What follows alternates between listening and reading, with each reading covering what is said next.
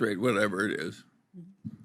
Yeah, I would say that if they raise the tax rate, they're owning the federal government's owning a larger percentage of business. I'm not saying what the tax rate is, but we have a Class A stock and a Class B stock.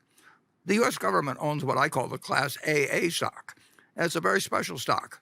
They get a percentage of the earnings, but they don't own the assets, and they don't vote on who gets to run the place or anything else. But if the government wants to take, when I was first starting, they used to take 52%, the federal government did, of corporate profits, and they've got, what would you pay to own the government's Class A, AA stock? If there was a public issue by the U.S. Treasury and they said this vehicle, given a name like SPAC or something even sexier, and all it will do is it owns the future tax payments of Berkshire Hathaway forever.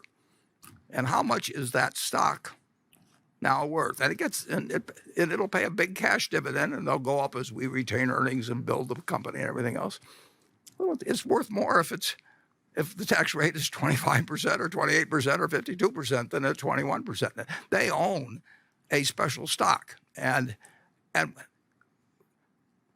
when people talk about how it all gets passed through the customer and everything, in the utility business, it actually does. That's a special case.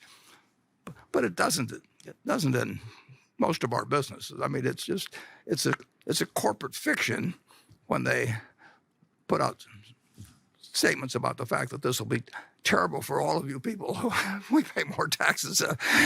It hurts the Berkshire shareholders if rates are higher, and that may be quite appropriate.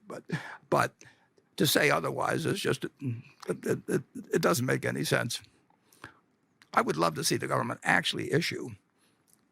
They could have. I mean, they could set up a company, just call it the Berkshire Hathaway Tax Company, and it would take all the taxes we paid every year. How much would they be able to sell that asset for?